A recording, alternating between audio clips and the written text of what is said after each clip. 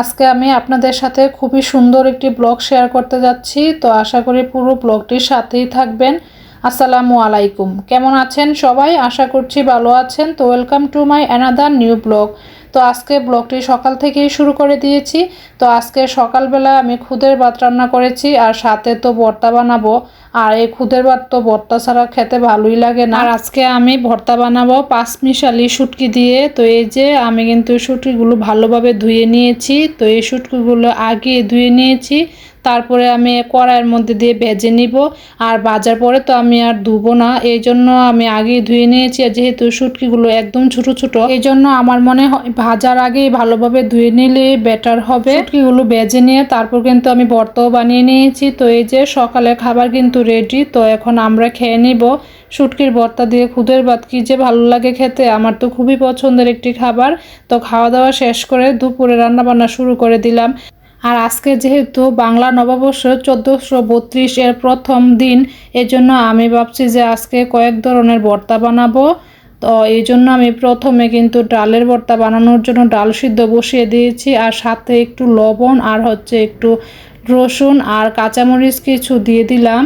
আর পাশের চুলায় কিন্তু আমি আলু সিদ্ধ বসিয়ে দিয়েছি আলু ভর্তা বানানোর জন্য।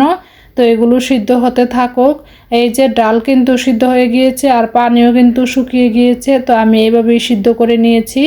আর এখন ইলিশ মাছ কেটে নিব। আজকে যেহেতু বাংলা নববর্ষের প্রথম দিন, তো ইলিশ মাছ খেতে হবে এটাই কথা, হোক বড় কিংবা ছোট এটা কোনো ব্যাপার না।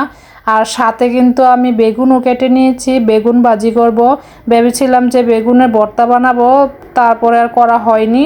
আর সাথে বাচ্চাদের জন্য মুরগির মাংস নিয়ে নিয়েছি, কারণ বাচ্চারা তো ভর্তা খাবে না। তো এদের জন্য তো চিন্তা করতে হবে। তো এদের জন্য আমি এখানে মুরগির মাংস রান্না করে নিচ্ছি। তো মুরগির মাংস রান্না হতে থাকুক, এদিকে আমি বেগুনের মশলাটা দিয়ে মাখিয়ে রেখে দিই কিছুক্ষণ। তো আগে থেকে মশলা দিয়ে মাখিয়ে রেখে দিলে ভালো হয়।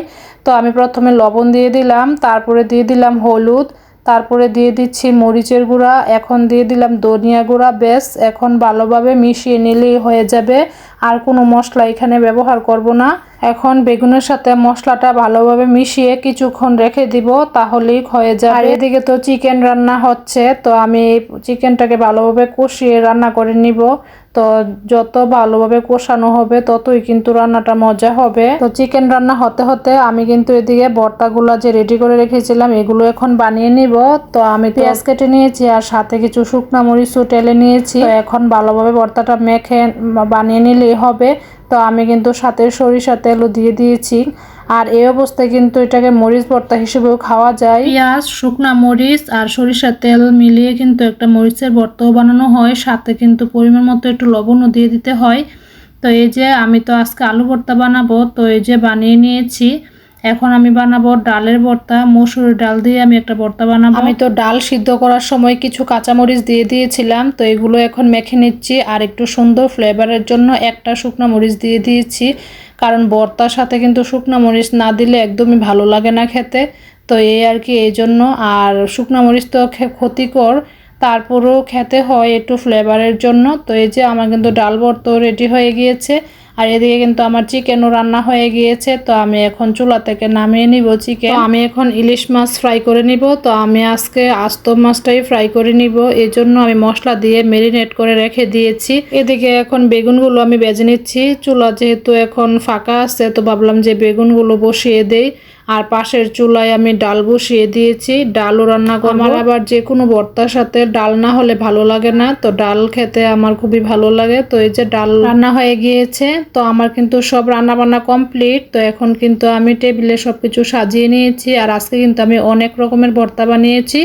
তো এই যে এখানে ডালের ভর্তা বানিয়েছি, তারপরে আলু ভর্তা বানিয়েছি, আর তারপরে আমি শুটকির ভর্তা বানিয়েছি, পাঁচমিশালি শুটকির ভর্তা। আর সবগুলো তো আর রেকর্ড করা সম্ভব হয়নি বানানোর সময়, এই আর কি। তো এদিকে আমি পাটাই বেটে একটা চেপা শুটকি দিয়ে ভর্তা বানিয়েছি লাল মরিচ দিয়ে। আর এদিকে আমি শুটকি ভুনা করে নিয়েছি। তো তো এই আর কি। তো এখানে 4-5 পদের ভর্তা বানিয়েছি আজকে। আর এখানে হচ্ছে একটা ইলিশ মাছ ফ্রাই করে নিয়েছি। তো ইলিশ মাছ যেহেতু সাইজে বেশি বড় ছিল না, তো ভাবলাম যে আস্তই ফ্রাই করে নেই। আর সাথে আমি বেগুন ভাজা করেছি। তো এই বেগুন ভাজাটা তো আমাদের বাসায় সবাই খুবই পছন্দ করে। আর এদিকে হচ্ছে চিকেনও রান্না করে নিয়েছি বাচ্চাদের জন্য। আর সাথে তো ডাল রান্না করেছি। তো এই হলো আজকের রান্না বান্না। তো আমি তো খুবই তাড়াহুড়া করে রান্না করে নিয়েছি যাতে দুপুরের আগে রান্নাটা শেষ হয়ে যায়। তো প্ল্যান আছে বিকেলবেলা একটু বাহিরে যাওয়ার, দেখি যেতে পারি কিনা। যদি যাই তাহলে তো আপনাদের সাথে ভিডিও অবশ্যই শেয়ার করব। তো আজকের মতো রান্না বান্নার ব্লগ এখানেই শেষ করে দিলাম। তো সবাই ভালো থাকবেন, সুস্থ থাকবেন। আল্লাহ হাফেজ।